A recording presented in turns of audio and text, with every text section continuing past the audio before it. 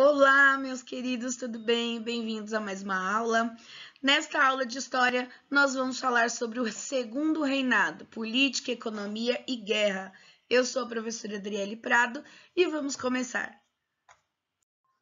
Bom, então eu trouxe para vocês uma charge, né, que faz aí a sua contestação política em cima do golpe da maioridade, que foi dado em 1840, tá?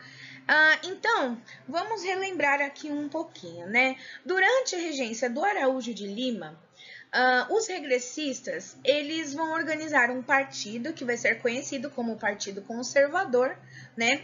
E os seus opositores, por sua vez, os progressistas, vão formar o Partido Liberal, tá? Esses dois partidos, eles serão os dois grandes partidos políticos do Império Brasileiro.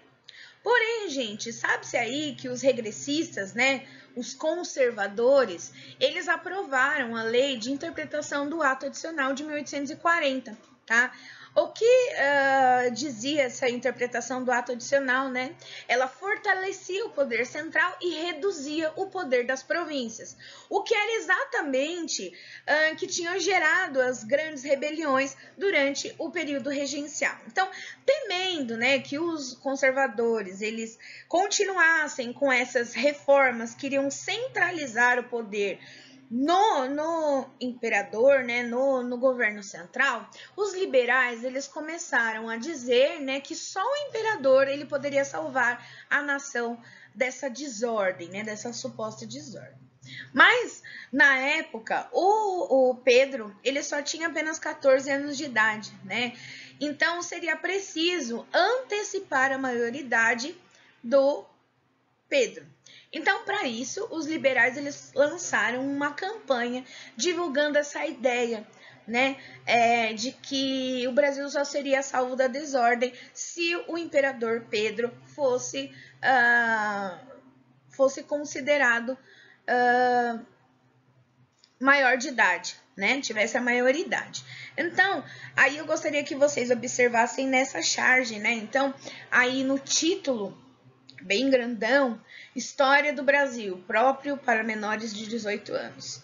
Aí vem, né, o pobre aqui que você consegue ver, agora sim minha vida vai mudar. E aí você vê a elite sendo representada pelo imperador, sendo representada pelo exército, né, no comando aí desse país. Então, em resumo, né, o golpe da maioridade foi a antecipação da maioridade do herdeiro do trono real, tá? E aí ficou conhecido como golpe da maioridade. Então, essa medida foi uma iniciativa dos políticos pertencentes ao Partido Liberal, tá? Como alternativa ao governo regencial, que foi de 1831 até 1840. Então, esse governo regencial, ele era apontado na época como a principal causa daquelas grandes rebeliões que nós acompanhamos no capítulo anterior. Então, por força da propaganda, né, a antecipação da maioridade, ela vai ganhando apoio, né, não só mais dos progressistas, mas também dos regressistas, dos conservadores, e vai passar a ser vista como uma forma de salvar a nação. Então, em julho de 1840, a campanha ela vai ser vitoriosa, né? E com 15 anos incompletos, Dom Pedro II ele vai ser aclamado imperador do Brasil. Né? Esse episódio ele vai ficar conhecido como golpe da maioridade e vai dar início ao Segundo Reinado. Então, a campanha pela maioridade, ela tinha uma quadrinha, né, que dizia: queremos Dom Pedro II, embora não tenha idade, a nação dispensa a lei e viva a maioridade. Né? Então, eu gostaria que vocês lessem aí essa música, né, que aclamava Dom Pedro II. Aí vocês podem ver uma representação do imperador quando ele toma o seu posto, né, de imperador, de segundo imperador do Brasil. Então, relativamente o segundo reinado, o país ele vai ser pacificado, né? Vão cessar aí as rebeliões provinciais, né, que marcaram o panorama político dos governos regenciais, né, e ameaçaram a ordem, a unidade nacional do Brasil, tá? Então, vai ser conhecido como um período relativamente pacífico internamente. Então, mesmo com apoio popular, né, as pessoas achavam aí que o golpe da maioridade ele seria benéfico a todas as escalas e todas as classes sociais do Brasil da época, tá? Mas na verdade, o nome já fala, né? Um golpe da maioridade. Foi uma forma das elites permanecerem com os seus privilégios, apoiando a tomada do poder de Dom Pedro II, né? Então eu trouxe mais uma charge, né? O Partido Conservador e o Partido Liberal, eles vão se unir, né? E aí eles vão existir ali, né? Só para dizer para a população que havia um partido conservador e uma oposição, tá? Mas ambos queriam continuar com seus privilégios. Então, aí do lado o noivo, né? Nada de mexer na grande propriedade. E aí do outro, o Partido Liberal, a noiva, nem no trabalho escravo. Reparem que interessante essa charge, né? Criticando aí o panorama que se formou no Brasil durante esse tempo após o golpe da maioridade, tá bom? Bom, então, como eu disse no slide anterior, né, o Partido Liberal e o Partido Conservador, eles tinham interesses semelhantes, né? Ambos desejavam manter a ordem estabelecida, né? Ou seja, a monarquia e o escravismo. Então, como eu estou mostrando aí no slide para vocês, né? Eu vou até circular aqui de vermelho para vocês verem. Então, eles queriam manter os seus privilégios, né, garantir os seus privilégios e manter a maioria da população excluída da política, né? Então, bom, mas haviam algumas diferenças entre esses dois partidos, que é o que eu estou tentando demonstrar nesse organograma. Tá? E quais eram, né, as diferenças entre esses partidos? Né? Os conservadores, eles defendiam o poder moderador, ou seja, a centralização da política, tá? Defendiam um governo forte para impor a ordem, né? E os liberais, por outro lado, eles eram favoráveis à descentralização política, né? À autonomia das províncias. Porém, tanto liberais quanto os conservadores, eles adotavam a violência, né, e a fraude para defender os seus interesses, né? Aí tá aí para provar o golpe da maioridade. Então, nas primeiras eleições legislativas do segundo reinado, os liberais, eles vão pagar capangas para espancar os adversários, né? Roubar as urnas, modificar os resultados, né? E com essas ações, eles vão vencer as eleições por conta da sua violência, né? Então, essas eleições, essa primeira eleição, ela vai ser chamada de eleições do cacete, tá? Insatisfeitos com essas ações dos liberais, os conservadores eles vão pressionar Dom Pedro II, que vai dissolver a Câmara e vai convocar novas eleições, e desta vez os conservadores serão os vencedores, né? Bom, no poder, os conservadores, em 1841, eles vão aprovar mais duas leis visando o fortalecimento do poder central, tá? Então, eles vão aprovar a lei, né, que vai fazer com que volte o Conselho de Estado e a reforma do Código do Processo Criminal, tá? Que vai colocar o poder judiciário e a polícia nas mãos do governo imperial. Tá? Em 1842, insatisfeitos com essa centralização que estava aumentando cada vez mais, os liberais, detentores do poder, lógico, gente, os liberais, a elite de São Paulo e de Minas, vão, liderados pelo Feijó e pelo Teófilo Otoni, vão liderar aí uma revolta contra o Império, tá? Eles vão pegar em armas, mas serão vencidos, logicamente, né, pela Guarda Nacional, que ainda vai existir durante esse tempo. Então, eu quero que vocês observem bem esse quadro, tá? Que ele mostra muito bem quais são os interesses dos conservadores e quais são os interesses dos liberais, tá bom? Observem aí essa charge, né? Onde os liberais estão batendo nos conservadores, que são conhecidos como cascudos, né? Estão com a bandeira dos cascudos. Os liberais estão com a bandeira de liberais, né? Então, essa charge, ela representa as eleições do cacete, o início do governo de Dom Pedro II. Então, eu trouxe aí uma frase de Lusíads e Saquaremas, tá? Nada mais conservador do que um liberal, nada mais liberal do que um conservador. Na verdade, né, gente, o Partido Liberal, ele queria manter os seus privilégios, né? E centralizar o poder do governo central nas mãos, né, do imperador, faria com que eles perdessem os privilégios, né, os privilégios de elite, de coronéis das suas regiões. Então, por esse motivo, eles eram a favor da autonomia das províncias, tá?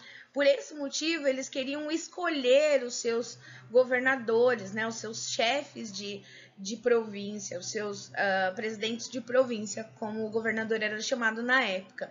Então, essa frase deixa bem claro, né, que os liberais, eles são chamados de liberais porque eles tinham ideias diferentes dos conservadores, que queriam apoiar o governo de Dom Pedro II, queriam que o Dom Pedro II ele tivesse plenos poderes, assim como Dom Pedro I. Tá? Em 1850 vai estourar a Revolução Praieira, que aconteceu em Pernambuco. Né? Então, o poder e a riqueza, eles estavam nas mãos de poucas famílias, né? O que causava uma grande insatisfação social, tá? No estado do Pernambuco.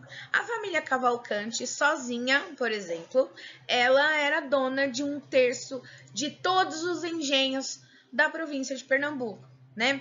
Dessas famílias tradicionais, saíam geralmente tanto políticos do Partido Liberal quanto os políticos do Partido Conservador. Tá? Outro fator que vai gerar um descontentamento em Pernambuco era que os portugueses eles dominavam ainda, né, o comércio varejista. Né? E geralmente eles só empregavam os seus próprios parentes, ou seja, né, não havia aí o emprego de mão de obra diversa. Tá? Então, nesse contexto todo, um grupo de liberais, eles formaram um partido político, né? O partido que vai ficar conhecido como o Partido da Praia, né? Ele foi chamado assim porque a sede do partido ficava no principal jornal de Pernambuco, que era chamado de Diário Novo, e ficava na Rua da Praia, tá? Lá no Recife. Então, nesse ambiente aí que se mostra muito tenso, os conservadores, eles vão subir ao poder e vão demitir cerca de 40 funcionários públicos que tinham sido contratados pelos liberais, tá? E esses funcionários públicos, eles eram ligados aos praieiros. Tá? Então, os funcionários públicos que foram demitidos, eles vão se recusar a entregar os seus cargos na polícia, tá? E vão reagir pelas armas, dando início à Revolução Praieira. Bom, então aí vai se iniciar a luta, né, que vai acontecer na cidade de Olinda, vai se estender até a Paraíba e vai contar com a participação de vários grupos sociais, tá? Entre esses grupos sociais estão os senhores de engenho, os comerciantes, os militares, os trabalhadores temporários, pequenos lavradores, rendeiros e muitos desempregados, né? A liderança aí desse grupo de revolucionários vai estar associada aos senhores de engenho, tá? Então, durante a luta, o jornalista Borges da Fonseca vai redigir o Manifesto ao Mundo, tá? De 1º de janeiro de 1849, no qual ele vai expor as seguintes exigências ao governo brasileiro, tá? Então, primeiro, ele quer o voto livre e universal do povo brasileiro, a plena liberdade de imprensa, o que não existia na época, o trabalho como garantia de vida para todo cidadão brasileiro, mas não se esqueçam que não eram todos os habitantes do Brasil que eram considerados cidadãos, ok? Tá? O comércio varejista só seria para cidadãos brasileiros, né? E a extinção do poder moderador. Então, vamos fazer aí uma retrospectiva. Quais foram as causas desse movimento, né? Então, as riquezas concentradas nas mãos de poucos, as desigualdades sociais, né? Os monopólios portugueses no comércio varejista, os portugueses com privilégios comerciais, né? A demissão de funcionários contratados pelo Partido Liberal, o domínio conservador, né? Então, esses funcionários eles vão pegar em armas e vão lutar contra essa decisão aí do poder conservador. Aí eu trouxe bem claro para vocês, né?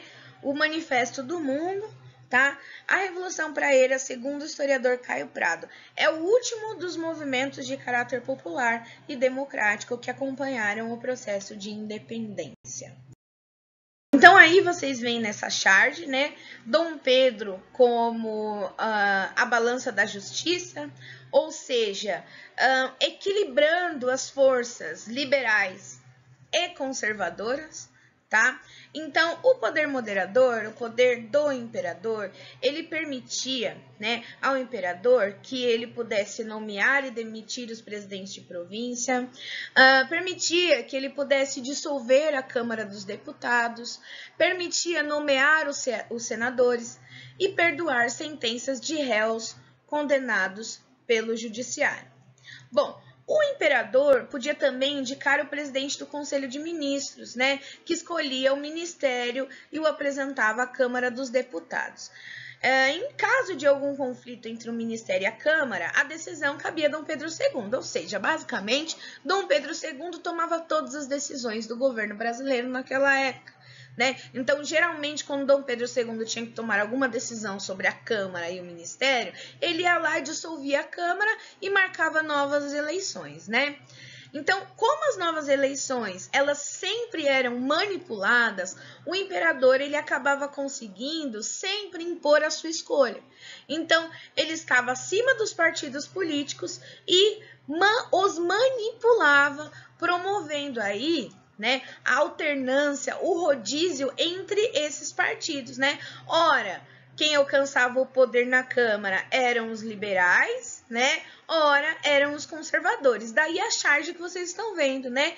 Que ele está ali tentando equilibrar as forças liberais e conservadoras. Então, por vezes, estimulados pelo próprio imperador, os liberais e os conservadores, eles governavam juntos, né, compondo um mesmo ministério, um ministério que vai ficar conhecido como o Ministério da Conciliação, tá? Que vai se iniciar em 1853 e vai vigorar até 1857.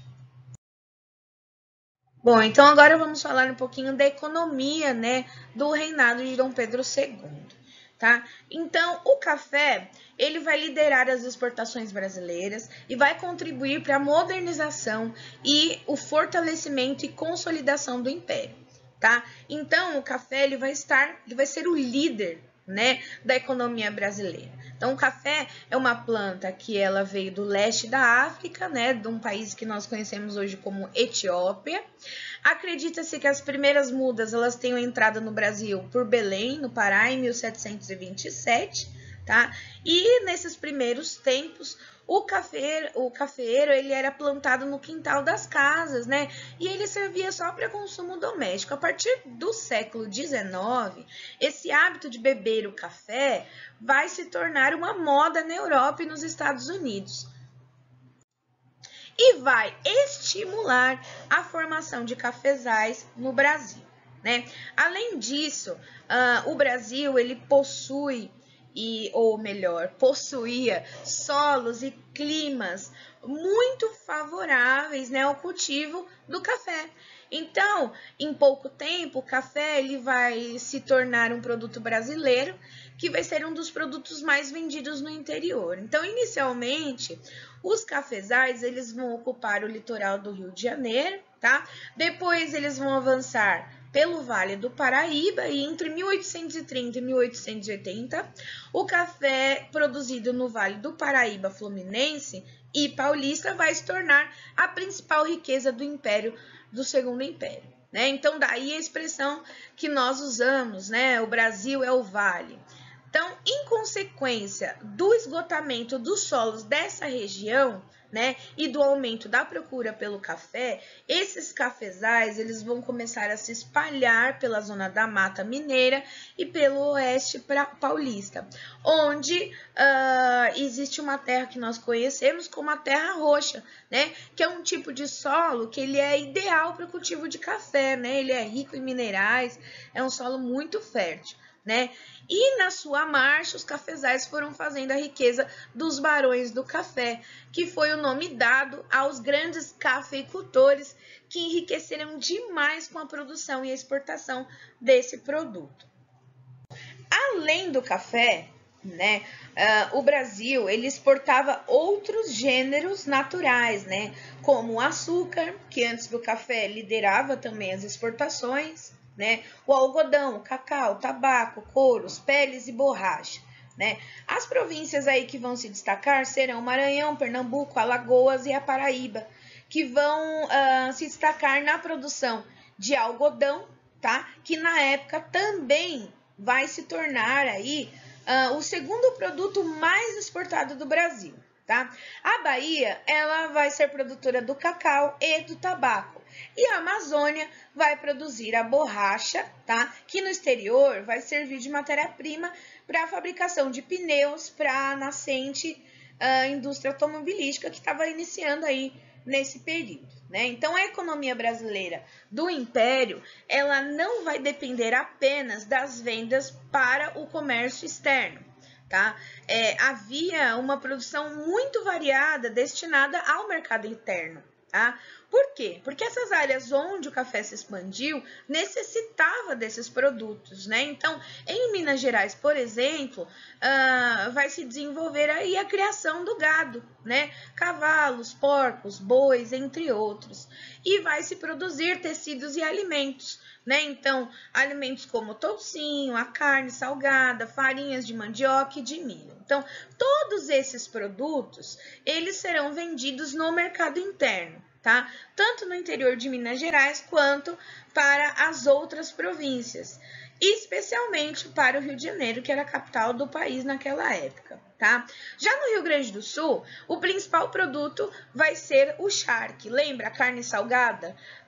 Uma das causas aí da Revolução Farroupilha, que também era vendido para outras províncias brasileiras, tá? Onde ele era utilizado na alimentação dos escravos, porque era uma comida muito barata, né? Então, as fazendas que produziam charque também vão utilizar a mão de obra escrava. Então, aqui eu mostro um mapinha que mais para frente eu vou mostrar ele grandão, para vocês entenderem como foi a expansão, né, cafeeira entre o século 19 e 20 aqui na região do Oeste Paulista, tá bom? Então, eu trouxe ele um pouquinho maior aqui para vocês verem, né, como se deu essa expansão das áreas de cultivo de café pelo Oeste Paulista, né? Vocês vão ver que ela vai se iniciar ali no Rio de Janeiro e ela, por conta da necessidade de solos férteis, ela vai se expandindo, tá?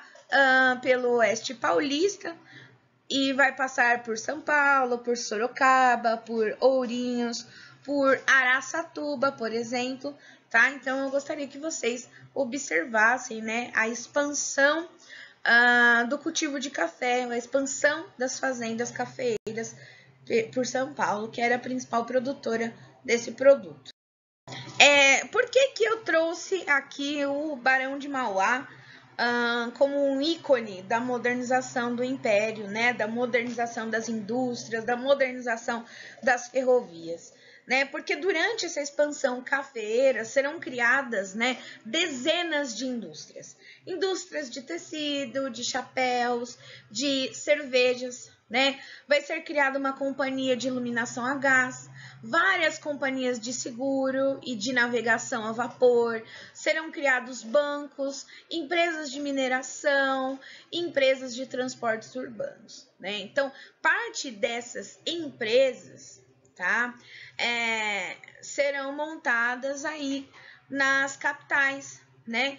E serão montadas pelo gaúcho Irineu Evangelista de Souza, que é o mais conhecido, né, popularmente conhecido como o Barão de Mauá.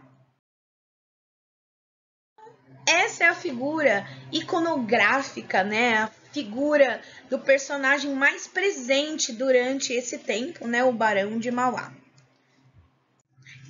Eu trouxe aqui uma atividade que é um pouco diferenciada para vocês, tá? Eu gostaria que vocês exercessem o protagonismo juvenil de vocês e pesquisassem sobre a história do Barão de Mauá, né? Então, respondessem a essas questõezinhas. Quem foi o Barão de Mauá para o Brasil no Segundo Império, tá? Qual foi a importância das realizações do Barão de Mauá para o Brasil daquela época e para o Brasil de hoje também? Então, de acordo com o que vocês pesquisaram, né, de acordo com a resposta dessas questões, eu gostaria que vocês produzissem aí umas considerações finais, né, considerando, né, a importância da iniciativa privada para o financiamento da modernização brasileira durante o Segundo Reinado. Então, é muito importante que vocês saibam sobre a história do Barão de Mauá, do Irineu Evangelista de Souza, para entender que parte da modernização do Brasil, que se iniciou lá no século XIX, né, e que vai se estender e vai ser intensificada com o passar do tempo, né, dependeu da iniciativa deste grande homem, né, deste grande empresário, tá bom? Então, vamos falar aqui um pouquinho sobre a Era Mauá, né, que vai se iniciar em 1850 e vai se estender até 1870. Tá? Então, o Irineu Evangelista de Souza, ele vai ser responsável pelo início da industrialização no Brasil, tá? Então, vai ser um fator de modernização do Império, né? A construção de uma malha ferroviária que vai ligar o interior ao litoral, tá? Em 1854, será a inauguração, né? Foi a inauguração da primeira ferrovia no Brasil. Ela vai ligar a Baía de Guanabara até a cidade de Petrópolis, no Rio de Janeiro. Em 1858, entrava em serviço outra ferrovia brasileira, né, a Estrada de Ferro Dom Pedro II, a futura Central do Brasil, que existe até hoje, que foi construída com o objetivo de fazer o transporte de café do Vale do Paraíba para o Porto do Rio de Janeiro. Tá? Em Pernambuco, em 1855, iniciou-se a construção da estrada de ferro que ligava Recife a São Francisco, que era usada para transportar gêneros agrícolas, sobretudo o açúcar. Tá? E em São Paulo, as ferrovias elas vão acompanhar o avanço dos cafezais pelo interior paulista, né? Principalmente porque os grandes empresários eles visavam o transporte de café até o Porto de Santos, né? A primeira delas, a primeira ferrovia construída, vai ser conhecida como Santos Jundiaí, que vai ser inaugurada em 1867 e foi construída, né, com os capitais, com apoio, com financiamento em inglês, tá? As outras ferrovias, né, como a Paulista, a Mogiana, a Sorocabana, elas serão financiadas pelos próprios cafeicultores paulistas que vão atuar como empresários, né? Eles compravam as terras, investiam em ferrovias e importavam máquinas, né, para esses grandes cafeicultores. Quais eram essas máquinas, né? Arados, ventiladores e separadores de grãos.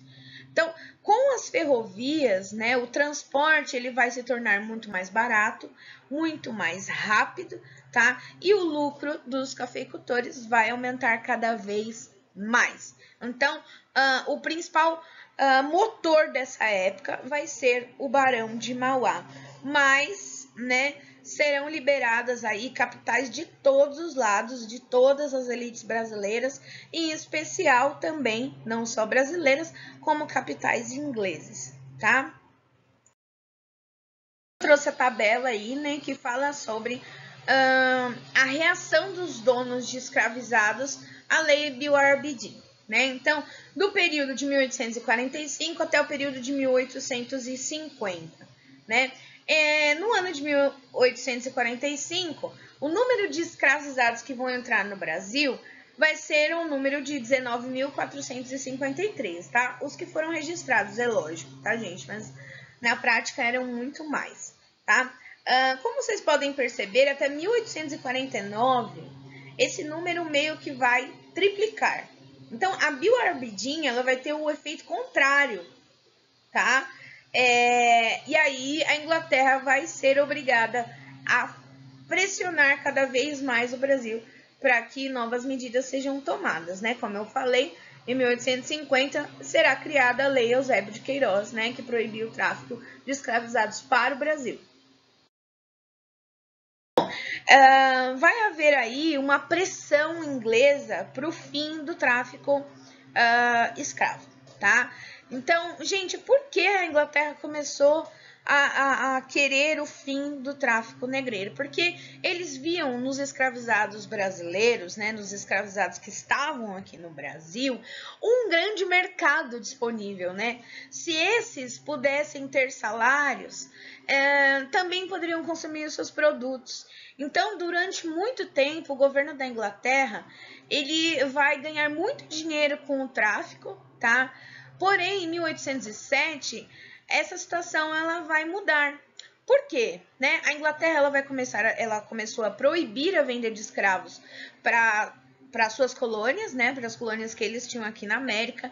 Em 1833, ela vai extinguir a escravidão nas colônias americanas, tá?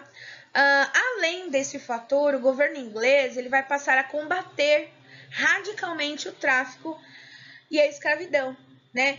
Justamente por conta daquele motivo, né? Porque a Inglaterra via nos escravizados brasileiros uma oportunidade de mercados consumidores, né? Dos seus produtos, né? O que vai fazer a Inglaterra mudar de atitude?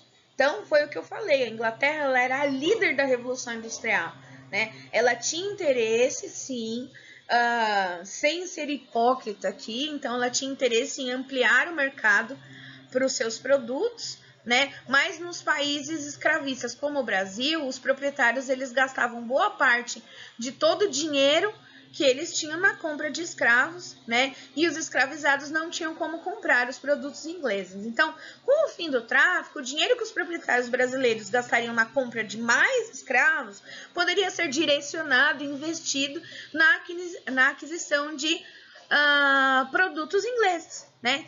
E se os trabalhadores do Brasil passassem a receber os salários, como eu falei, a compra dos produtos ingleses poderia aumentar ainda mais. Então, parte da população e dos políticos ingleses havia aderido às ideias iluministas, né, e opunham-se à escravidão.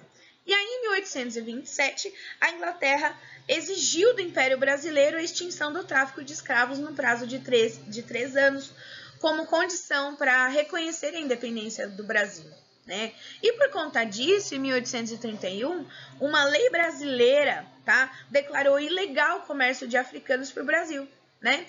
Mas como apesar da lei, esse comércio ele vai crescer cada vez mais. Então daí vem aquela ideia, né? Para inglês ver, tá? Então, para o inglês ver existia uma lei, mas na prática não era assim que se resolvia a questão, tá? Em 1844, a Inglaterra ela vai exigir a renovação do acordo, tá? De 1827, e o governo de Dom Pedro II vai se recusar a renová-lo.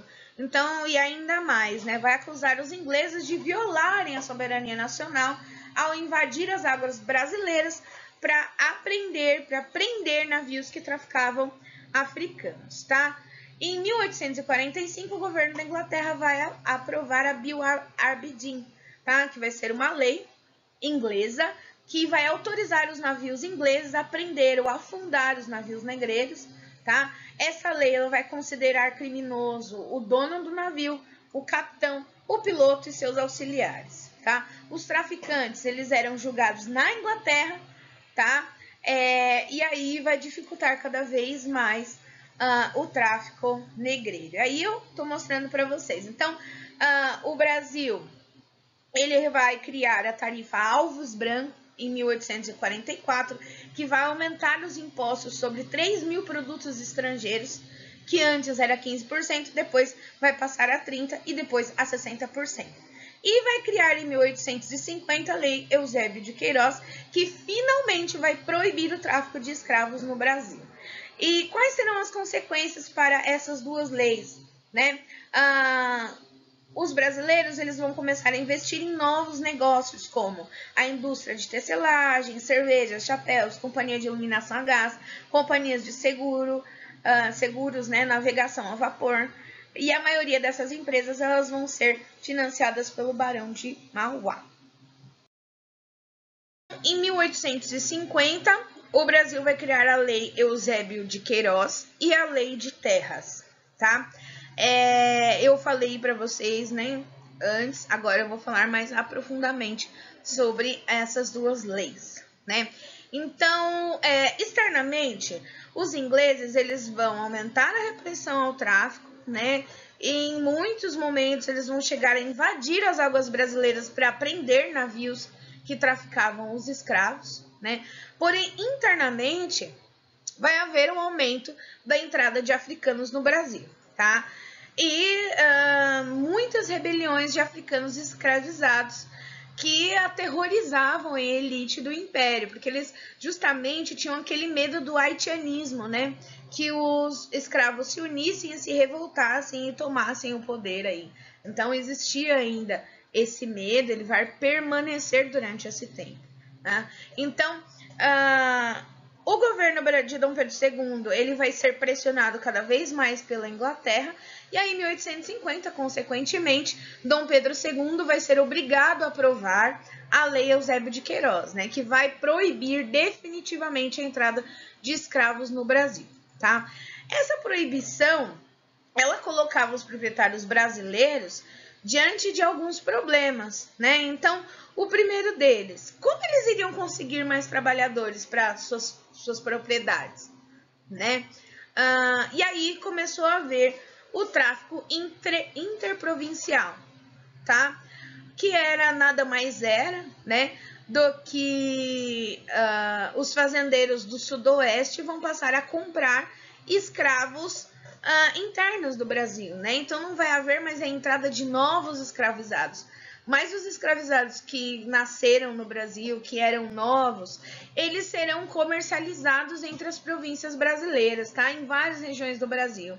Por exemplo, como o Nordeste, né? Onde a oferta de braços era maior devido à decadência da lavoura açucareira, tá? Esse tipo de comércio foi chamado de tráfico interprovincial, tá? Bom, enquanto isso, no parlamento e na imprensa do Brasil, haviam aí diversos debates sobre a utilização de trabalhadores livres nacionais nas lavouras de café, né? O que acontece com esses debates, né? O que se debatia, né? Para boa parte dessa elite imperial, esses trabalhadores negros e mestiços, que eram a maioria, eles eram considerados preguiçosos e indisciplinados, né? Então, daí vocês conseguem reparar que o racismo dessa elite era reforçado por algumas teorias que eram trazidas da Europa, né? Então, quais eram essas teorias, né? Esses trabalhadores, eles eram considerados de raças inferiores, né? Impediam o Brasil de se tornar um país civilizado, e os brancos, por sua vez, eles eram vistos como a raça superior, né? A única raça capaz de criar uma determinada civilização. Agora eu falo para vocês, né? Se uma raça que escraviza, mata, rouba, é considerada de raça civilizatória. Isso é uma questão para a gente parar para pensar, né, meus queridos alunos? Então, com base nessas teorias, nós vamos falar mais para frente sobre essas teorias, tá? Muitos membros dessa elite imperial, eles defendiam aí a entrada de muitos trabalhadores que vinham da Europa, tá? Eles acreditavam que quanto mais brancos europeus entrassem no Brasil, mais rápido a população brasileira iria branquear, né? Então, eles começaram a apoiar essas iniciativas com o único meio de se chegar aí ao progresso. Então, essas ideias, né? Essa ideia, ela foi transformada em teoria pelo médico brasileiro João Batista de Lacerda, que acreditava que em 100 anos, a contar de 1910, a população brasileira seria totalmente branco por meio dessa intensa miscigenação entre negros e os mestiços, eles consequentemente eles desapareceriam das terras brasileiras, né? Mas como todo mundo sabe, como vocês sabem, não foi isso que aconteceu, né? Hoje, pardos e negros, eles somam mais de 50% da população brasileira atual, né? Bom, então eles tinham mais um problema. Como evitar que esse trabalhador, né, Como evitar que esse trabalhador, né, que teve a sua liberdade, se tornasse um poceiro, né? Então, o governo de Dom Pedro II, naquele mesmo ano, tá, vai aprovar a Lei de Terras, tá? Essa lei, ela vai dizer que um indivíduo só podia se tornar dono de uma terra se ele comprasse. Então, vai proibir a doação de terras, vai proibir a posse de terras, né, de terras públicas. Então, além disso, todo proprietário de uma terra, ele tinha que pagar um imposto territorial por ela. Então, com isso, ficavam excluídos aí os ex-escravos, os imigrantes e todos os pobres da época ficavam excluídos ao acesso à terra, né? Os preços das terras, eles começaram a ser muito elevados por conta desses impostos, né? E para sobreviver, essas pessoas elas tinham que trabalhar forçadamente, né, para esses grandes proprietários e para esses comerciantes. A nossa aula de história vai ficar por aqui. Espero que vocês realizem essa pesquisa sobre o Grande Barão de Mauá. Espero que esta aula tenha ajudado vocês nos seus estudos e até a próxima aula. Tchau, tchau!